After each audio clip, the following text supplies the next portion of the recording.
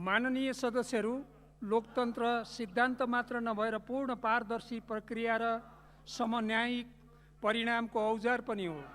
यस सिद्धान्तलाई लोकतन्त्रको अभ्यास गर्ने उच्चतम थलोको रूपमा रहेको सङ्घीय संसदले अनिवार्य रूपमा बुझ्नु पर्दछ। परिस्थिति र परिवेश सधैँ एकै रहँदैन। समसामयिक रूपमा परिस्थिति अनुकूल राष्ट्रिय हितलाई ध्यानमा राखी कार्य सम्पादन गर्नु र सरकारलाई गर्न लगाउनु संसदको प्रमुख कर्तव्य पनि हो। उल्लेखित विषयवस्तु मनन गर्दै सहज सभा सञ्चालनमा सहयोग गर्न सम्पूर्ण मान्य सदस्यहरूको ध्यान आकर्षण गर्दछु।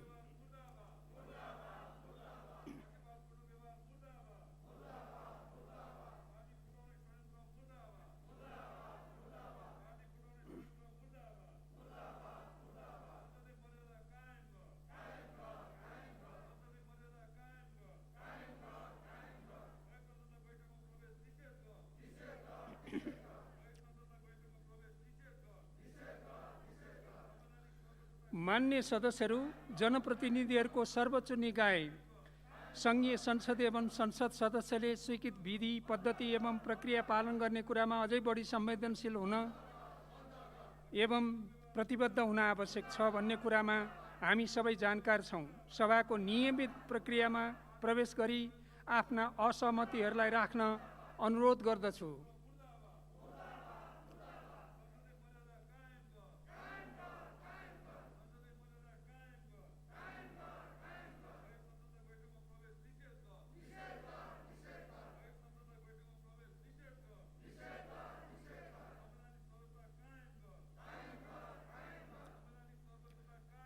मान्य सदस्यहरू, सभाको बैठकलाई सुव्यवस्थित तरिकाबाट सञ्चालन गर्न आफ्नो आसन ग्रहण गरी सहयोग गरिदिन र प्रतिनिधि सभा नियमावली 2075 को नियम 6 को उपनियम 6 बमोजिम बैठक सञ्चालनमा आवश्यक सहयोगको लागि समेत अनुरोध गर्दछु।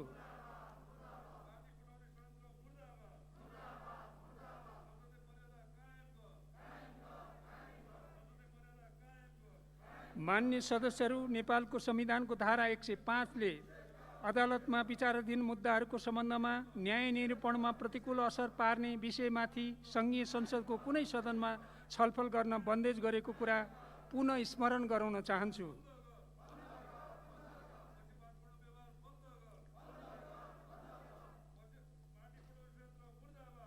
मान्य सदस्यहरू, प्रतिनिधि सभा नियमावली 2075 को नियम 21 खण्ड ख, ग र घ का प्रावधानहरू हामी सबैले पालना गर्नुपर्ने प्रावधानहरू हुन्। उल्लेखित प्रावधानहरू पालनाको लागि पुनः अनुरोध गर्दछु।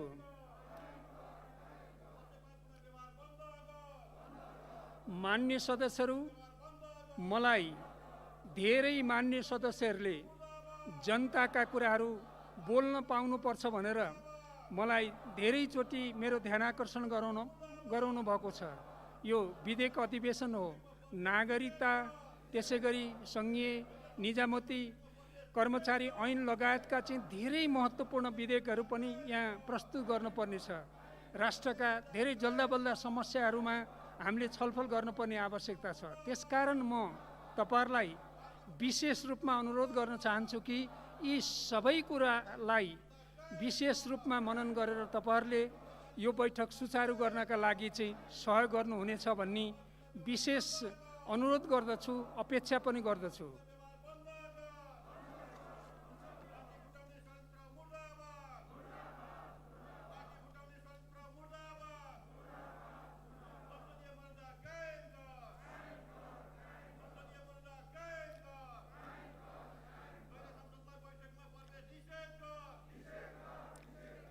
सर्वप्रथम प्रतिनिधि सभा नियमावली 2075 को नियम 94 को उपनियम 1 बमोजिम मान्य श्री प्रेम सुवालबाट हिंसा विरुद्धका केही ऐनलाई संशोधन गर्ने अध्यादेश 2078लाई अस्वीकार गर्ने सूचना प्राप्त हुन आएको बेहोरा जानकारी गराउँदछु। अब उक्त सूचना दिनुहुने मान्य श्री प्रेम सुवाललाई आफ्नो प्रस्तावको बेहोरा पढी वक्तव्य दिन अनुमति दिन्छु। समय 3 मिनेट। आफ्नै स्थानबाट मान्य सदस्यहरूले आफ्ना कुरा राख्नुहोला। सभामुख महोदय, प्रमुख प्रतिपक्षले संसद अवरोध गरेको बेला कार्यसूची अगाडि बढाउनु संसदीय परम्परा होइन। कार्यसूची अघि बढाइनु हुँदैन।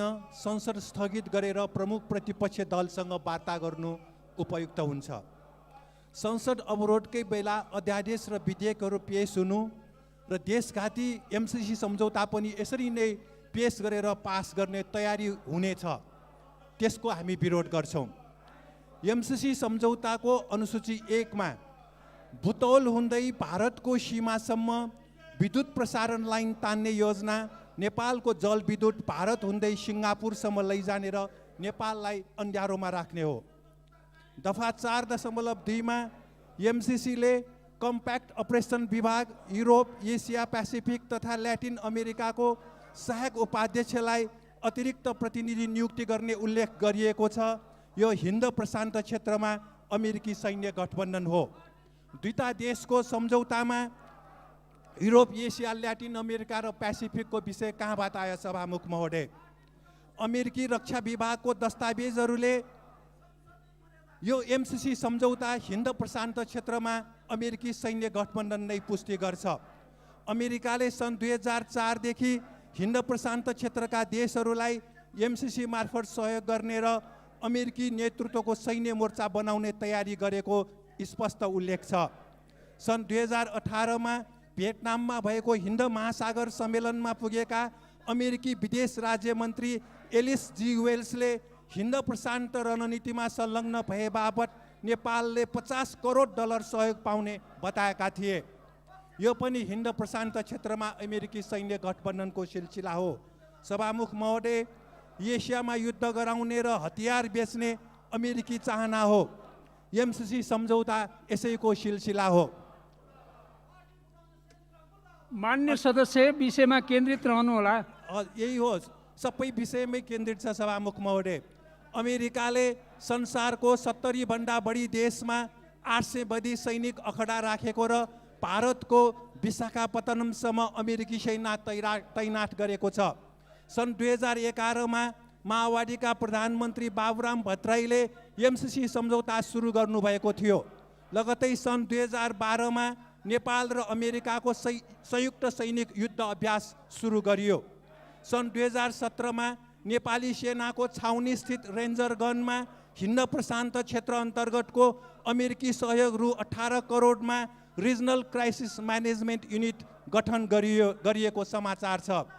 हिमाल पारीको जिल्ला मुस्ताङमा नेपाली सेनाको माउन्टेन वारफेयर तालिम स्थलमा हिन्द प्रशान्त क्षेत्र अन्तर्गतको अमेरिकी बजेट अलिकति सहयोग गरी अहिले अमेरिकी सेनाले त्यहाँ पनि तालिम लिइरहेको समाचार छ। सभामुख महोदय, दफा 6.8 मा एमसीसीको हैसियत उपशीर्षक अन्तर्गत सम्झौताको कारण नेपालीलाई हानि नोक्सानी भएमा, नेपालीको मृत्यु भएमा कतै उजुरी नलाग्ने उल्लेख छ। यसको अर्थ नेपाल सार्वभौम देश होइन, अमेरिकी नव उपनिवेश जस्तै ठान्नु हो। सम्झौताको दफा 7.1 मा प्रस्तुत सम्झौता र नेपालको कानुन बाँझिएमा प्रस्तुत सम्झौता लागू हुने प्रावधान नेपालको संविधान र ऐन नियमलाई। मान्य सदस्य, समय सकिसकेको छ।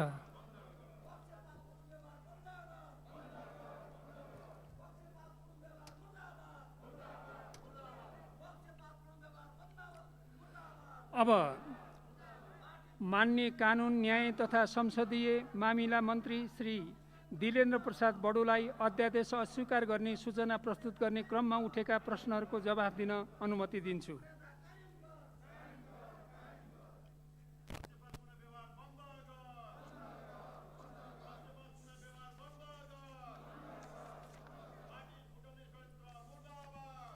सम्माननीय सभामुख महोदय,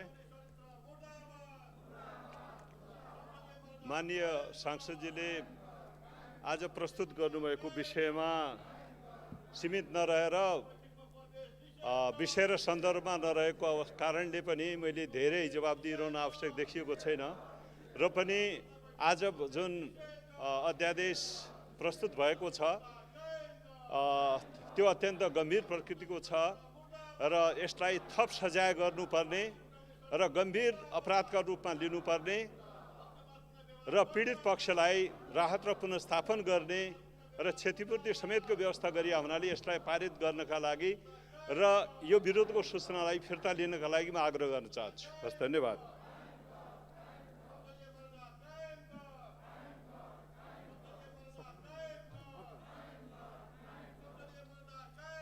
मान्य सदस्यहरू, अब यो छलफल यहीँ समाप्त हुन्छ। अब मान्य श्री प्रेम सुवालले पेश गर्नुभएको यौन हिंसा विरुद्धका केही ऐनलाई संशोधन गर्ने अध्यादेश 2078लाई अस्वीकार गरियोस् भन्ने प्रस्ताव फिर्ता लिन चाहनुहुन्छ भने म समय दिन्छु। सभामुख महोदय, अमेरिकाले संसारको 70 भन्दा बढी देशमा 800 भन्दा बढी सैनिक अखडा राखेको छ र भारतको विशाखापत्तनमा पनि अमेरिकी सेना तैनात गरेको हुनाले यो विषय महत्त्वपूर्ण छ र यौन हिंसा गर्नेहरूलाई मृत्युदण्डको सजाय हुनुपर्नेमा त्यो पनि बन्दोबस्त छैन। त्यसकारण मैले पेश गरेको अस्वीकारको सूचना फिर्ता नलिने जानकारी गराउन चाहन्छु। धन्यवाद।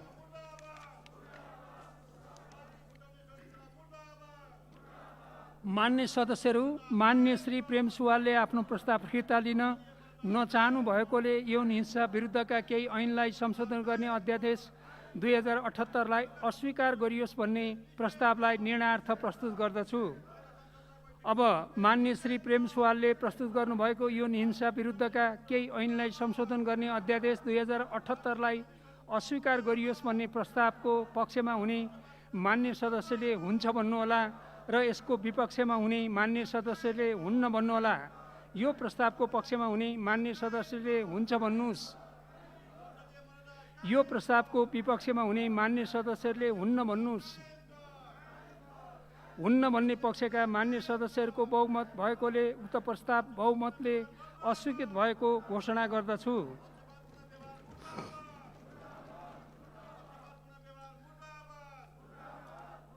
मान्य सदस्यहरू, मान्य श्री प्रेम सुवालले पेश गर्नुभएको यौन हिंसा विरुद्धका केही ऐनलाई संशोधन गर्ने अध्यादेश 2078लाई अस्वीकार गरियोस् भन्ने प्रस्ताव अस्वीकृत भएकोले मान्य कानुन, न्याय तथा संसदीय मामिला मन्त्री श्री धीरेन्द्र प्रसाद बडुलाई यौन हिंसा विरुद्धका केही ऐनलाई संशोधन गर्ने अध्यादेश 2078लाई स्वीकृत गरियोस् भन्ने प्रस्ताव प्रस्तुत गर्न अनुमति दिन्छु। सम्माननीय सभामुख महोदयको अनुमतिले यौन हिंसा विरुद्धका केही ऐनलाई संशोधन गर्ने अध्यादेश 2078लाई स्वीकृत गरियोस् भनी प्रस्ताव प्रस्तुत गर्दछु। धन्यवाद। अब म उक्त प्रस्तावलाई निर्णयार्थ प्रस्तुत गर्दछु। यो प्रस्तावको पक्षमा हुने मान्य सदस्यले हुन्छ भन्नुहोला। यसको विपक्षमा हुने मान्य सदस्यहरूले हुन्न भन्नुहोला। यो प्रस्तावको पक्षमा हुने मान्य सदस्यहरूले हुन्छ भन्नुहोस्। यो प्रस्तावको विपक्षमा हुने मान्य सदस्यले हुन्न भन्नुहोस्। हुन्छ भन्ने पक्षका मान्य सदस्यहरूको बहुमत भएकोले उक्त प्रस्ताव बहुमतले स्वीकृत भएको घोषणा गर्दछु।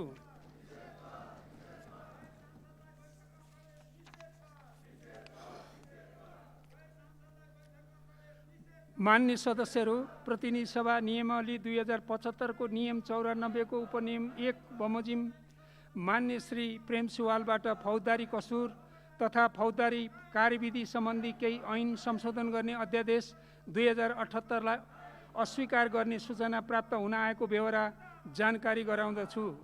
अब उक्त सूचना दिनुहुने मान्य श्री प्रेम सुवाललाई आफ्नो प्रस्तावको बेहोरा पढी वक्तव्य दिन अनुमति दिन्छु। समय 3 मिनेट। सभामुख महोदय, अहिले देशभित्र एमसीसी सम्झौताको व्यापक चर्चा छ र यो सम्झौता देशको हितमा छैन। यो अमेरिकी सहयोग होइन, यो विष जस्तै हो अमेरिकाको। र यो सम्झौता सुरु गर्नुहुने र हस्ताक्षर गर्नुहुने सरकारी नेता र अधिकारीहरूले राम्रो काम गर्नु भएन, देशघाती नै काम गर्नुभएको देखिन्छ। कुनै पनि देशभक्त नेपालीले एमसीसी सम्झौतालाई समर्थन गर्न सक्दैनन्। सभामुख महोदय, सम्झौताको अनुसूची 5 क मा एमसीसीलाई चित्त बुझ्ने योजना नेपाल सरकारले पेश गर्ने र त्यस्तो योजनामा भारत सरकारको सहमति हुनुपर्ने प्रावधान लेखिएको छ। के यसको अर्थ नेपाल सार्वभौम र स्वतन्त्र देश होइन, भारतको प्रदेश जस्तै हो भनिएको हो? के नेपाल त्यस्तो हो? त्यस्तो सम्झौतामा नेपालका सरकारका मुख्य मान्छेहरूले हस्ताक्षर गर्न मिल्छ? त्यसलाई मान्य अहिले सदस्य, संसदमा पेश गर्न मिल्छ? यो विषयमा केन्द्रित हुनु होला। फौजदारी अभियोग भन्दा पनि महत्त्वपूर्ण विषय हो यो सभामुख महोदय। देशै फौजदारी अभियोगमा पर्ने स्थिति छ सभामुख महोदय। तसर्थ यो सम्झौता अविलम्ब खारेज गर्न सभामुख महोदय मार्फत सरकार र प्रतिनिधि सभाका सम्पूर्ण माननीय सदस्यहरूको ध्यानाकर्षण गराउन चाहन्छु। योजना आयोगको उपाध्यक्ष अमेरिकाको राजदूत भइसक्नु भएको र हाल भारतको राजदूतमा नियुक्ति भएका शङ्कर शर्माजीले पनि प्रतिनिधि सभामा छलफल नै भइ नसकेको एमसिसी सम्झौताको समर्थन गर्नुभयो। यसकारण आफ्नो पद अनुकूल आचरण नगर्ने र संसदमा विचाराधीन विषयलाई नागेर समर्थन गर्ने शङ्कर शर्माजीलाई भारतीय राजदूतबाट फिर्ता लिनु जरुरी छ। नेपाल उद्योग वाणिज्य महासङ्घका अध्यक्ष शेखर गोल्छाले एमसिसी सम्झौताबारे छलफल भइरहेकै बेला छलफल गर्नेहरूलाई खोक्रो राष्ट्रवाद भनी आरोप लगाएको हुनाले यो सम्झौताको विषयमा उद्योग वाणिज्य महासङ्घका शेखर गोल्छाजीले जुन बोल्नुभयो त्यो मिल्दैन। उहाँले 76 करोड भ्याट छली गरेको समाचार आएको छ र स्रोत नखुलेको कम्पनीमा विदेशमा लगानी गरेको छ। सम्पत्ति शुद्धिकरणले शेखर गोल्छामाथि छानबिन गरिनुपर्छ भन्ने म यहाँ राख्न चाहन्छु सभामुख महोदय। र पुस 4 गतेको प्रधानमन्त्री शेरबहादुर देउबाजीले बोलाउनु भएको सर्वदलीय बैठकमा एमसिसी सम्झौताको प्रतिलिपि समेत प्रधानमन्त्रीसँग नराखिएको हामीले देख्यौँ। उहाँले युवराज सङ्ग्रौलाले यो एमसिसी बारे गर्नुभएको टिप्पणीलाई हेरेर खोइ यहाँ कहाँ छ तपाईँले हुनुभएको भनेर प्रतिलिपि नै नदेखाइएको देखियो र उहाँको 2074 सालको उहाँको सरकारले यो एमसिसी सम्झौता अध्ययनै नगरिकन हेर्दै नहेरिकन हस्ताक्षर गरेको देखियो। अहिलेसम्म प्रधानमन्त्रीज्यूलाई एमसिसी सम्झौताको प्रतिलिपि कुन हो?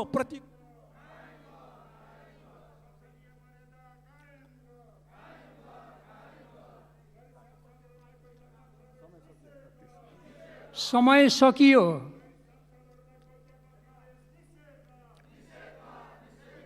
अब माननीय कानुन न्याय तथा संसदीय मामिला मन्त्री श्री दिलेन्द्र प्रसाद बडुलाई अध्यादेश अस्वीकार गर्ने सूचना प्रस्तुत गर्ने क्रममा उठेका प्रश्नहरूको जवाफ दिन अनुमति दिन्छु।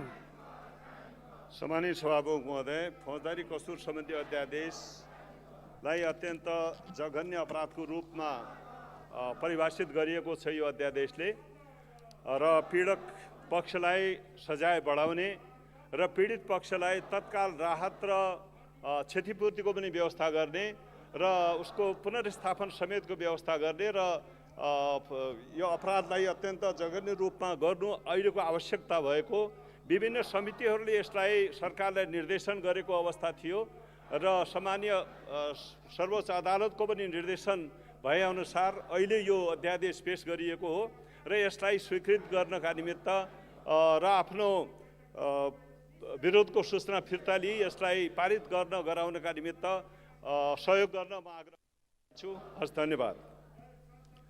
मान्य सदस्यहरू, अब यो छलफल यहीँ समाप्त हुन्छ।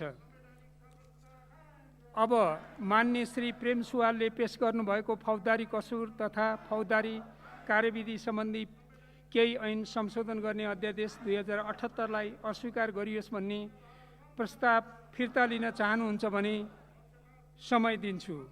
सभामुख महोदय, भारतीय रक्षा मन्त्री राजनाथ सिंहले नेपाल भारत सम्बन्ध बिगार्न केही तत्त्वहरू लागेको भन्नुभयो।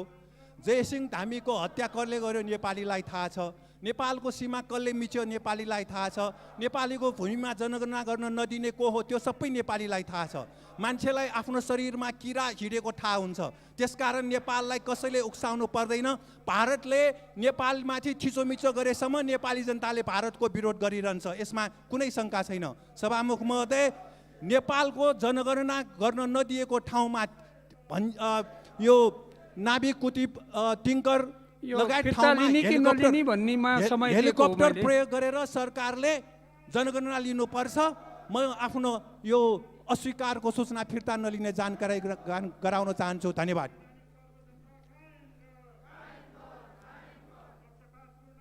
मान्य सदस्यहरू, मान्य श्री प्रेम सुवालले आफ्नो प्रस्ताव फिर्ता लिन नचाहनु भएकोले फौजदारी कसुर तथा फौजदारी कार्यविधि सम्बन्धी केही ऐन संशोधन गर्ने अध्यादेश 2078लाई अस्वीकार गरियोस् भन्ने प्रस्तावलाई निर्णयार्थ प्रस्तुत गर्दछु। अब माननीय श्री प्रेम सुवालले पेश गर्नुभएको फौजदारी कसुर तथा फौजदारी कार्यविधि सम्बन्धी केही ऐन संशोधन गर्ने अध्यादेश 2078लाई अस्वीकार गरियोस् भन्ने प्रस्तावको पक्षमा हुने माननीय सदस्यहरूले हुन्छ भन्नुहोला, यसको विपक्षमा हुने माननीय सदस्यहरूले हुन्न भन्नुहोला। यो प्रस्तावको पक्षमा हुने माननीय सदस्यहरूले हुन्छ भन्नुहोस्। यो प्रस्तावको विपक्षमा हुने माननीय सदस्यहरूले हुन्न भन्नुहोस्। हुन्न भन्ने पक्षका मान्य सदस्यहरूको बहुमत भएकोले उक्त प्रस्ताव बहुमतले अस्वीकृत भएको घोषणा गर्दछु। मान्य सदस्यहरू, मान्य श्री प्रेम सुवालले पेश गर्नुभएको फौजदारी कसुर तथा फौजदारी कार्यविधि सम्बन्धी केही ऐन संशोधन गर्ने अध्यादेश 2078लाई अस्वीकार गरियोस् भन्ने प्रस्ताव अस्वीकृत भएकोले मान्य कानुन न्याय तथा संसदीय मामिला मन्त्री श्री दिलेन्द्र प्रसाद बडुलाई फौजदारी कसुर तथा फौजदारी कार्यविधि सम्बन्धी केही ऐन संशोधन गर्ने अध्यादेश 2078लाई स्वीकृत गरियोस् भन्ने प्रस्ताव प्रस्तुत गर्न अनुमति दिन्छु। सम्माननीय सभामुख महोदयको अनुमतिले फौजदारी कसुर तथा फौजदारी कार्यविधि सम्बन्धी केही ऐन संशोधन गर्ने अध्यादेश 2078लाई स्वीकृत गरियोस् भनी प्रस्ताव प्रस्तुत गर्दछु। धन्यवाद। अब म उक्त प्रस्तावलाई निर्णयार्थ प्रस्तुत गर्दछु। यो प्रस्तावको पक्षमा हुने मान्य सदस्यले हुन्छ भन्नुहोला, यसको विपक्षमा हुने मान्य सदस्यले हुन्न भन्नुहोला।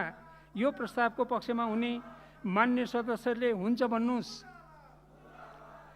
यो प्रस्तावको विपक्षमा हुने मान्य सदस्यले हुन्न भन्नुहोस्। हुन्छ भन्ने पक्षका मान्य सदस्यहरूको बहुमत भएकोले उक्त प्रस्ताव बहुमतले स्वीकृत भएको घोषणा गर्दछु।